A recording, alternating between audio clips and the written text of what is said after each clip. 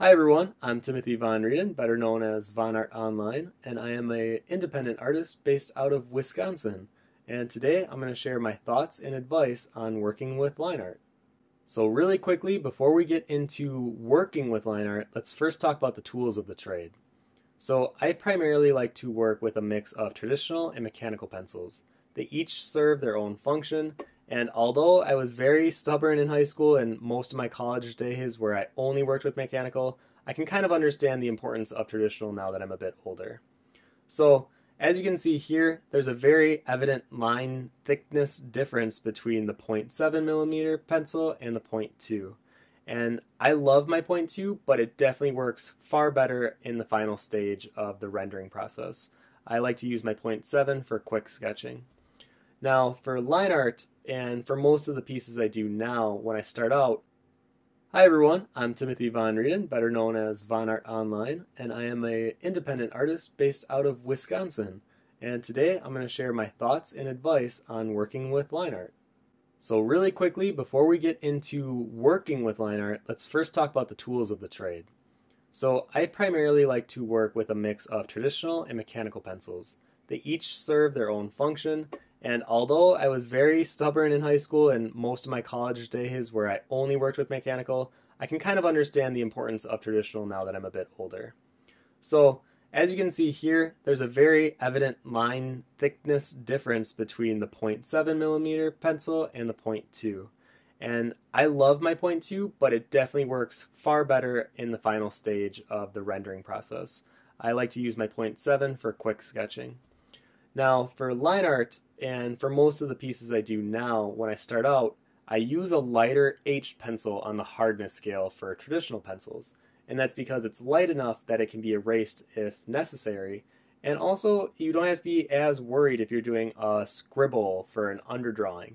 And you can have some kind of safety knowing that it can be erased or edited if possible. Because if you started with a 4B, if you're laying it down pretty dark, that line's going to stay in the paper. You will not be able to lift that with your kneaded eraser or any eraser in general.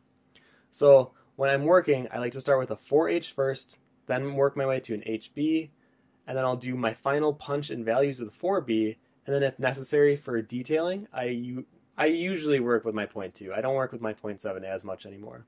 But you can kind of tell the difference in the line weight here, and with these, it's primarily you can see the difference in the darkness. So this is something that you'll have to experiment with more, but I thought it was good to at least cover this before we get into actual line art stuff. So now that we went over the tools, let's go ahead and start talking about the different line weights. So here is a very basic example of thin, medium, and thick lines, each represented in this cube.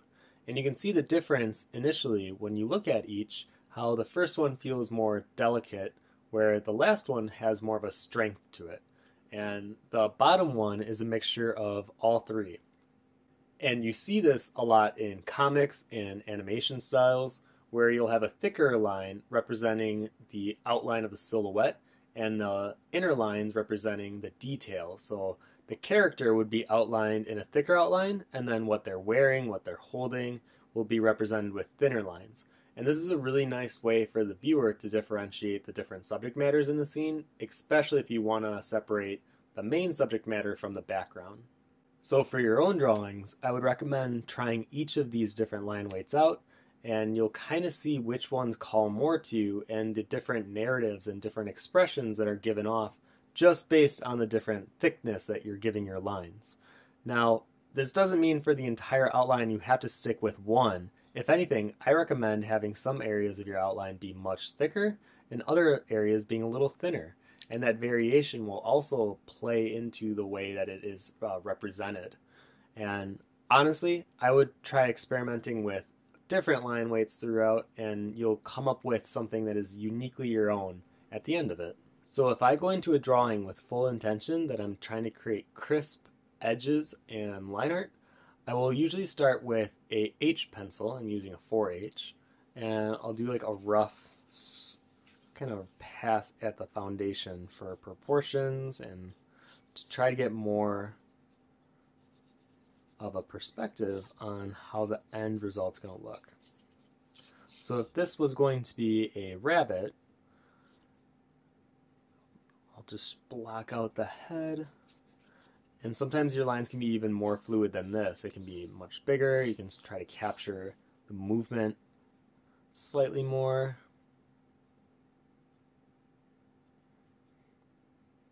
Let's push the eye.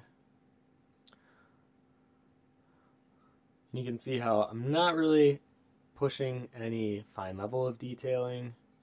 I'm literally just trying to get proportions here.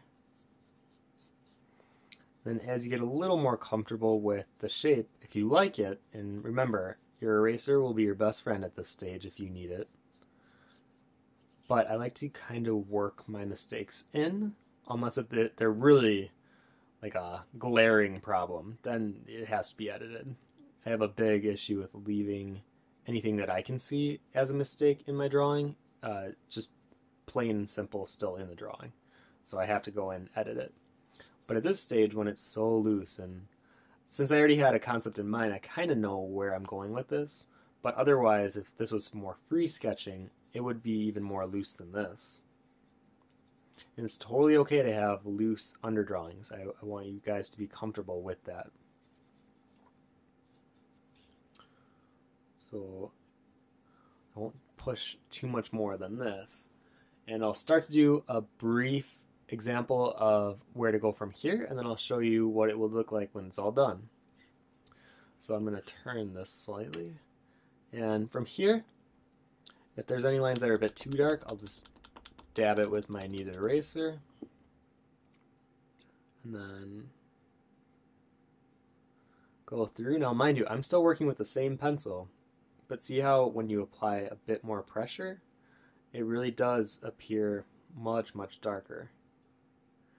It won't ever appear as dark as, say, a 6B or something really high on the B scale, but it'll be dark enough that your lines underneath really seem to vanish. They almost like disappear. Now, if you looked close up at the drawing, you could still see the initial line work and framework that we created. But to start off, we're going to give it a cleaner edge, and then I'll use my mono zero eraser and basically erase all of the preliminary lines that we use to help us create the proportions. Now I have a pretty steady hand, but if you want to do more quick strokes rather than this kind of short, scratchy way of doing it, then you want to focus more on long strokes than these shorter ones that I'm kind of doing.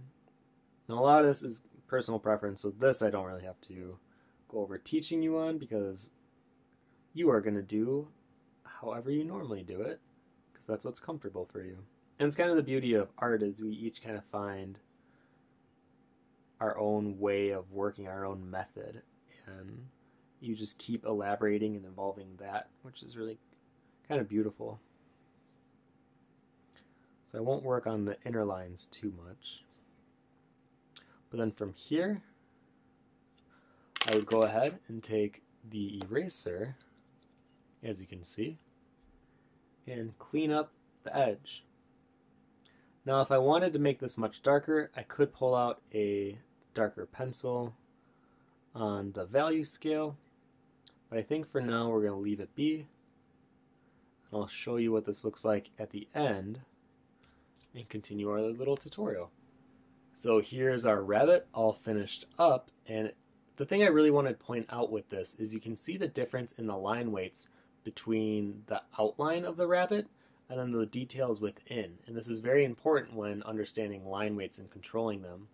So something like the crown of thorns here is much thinner, and when you push it against this really thick outline of the bun's fluff, it definitely pushes it back and kind of creates a less significance for it as well. So the rabbit is more forward and something more prominent. And I do that a lot with background elements, and I make them smaller and less prominent. So you can see how that outline can have a strength to it as well. Lastly, I wanted to share this drawing that has a mixture of lost edges and really tight, clean line edges. And you can see the difference between the two.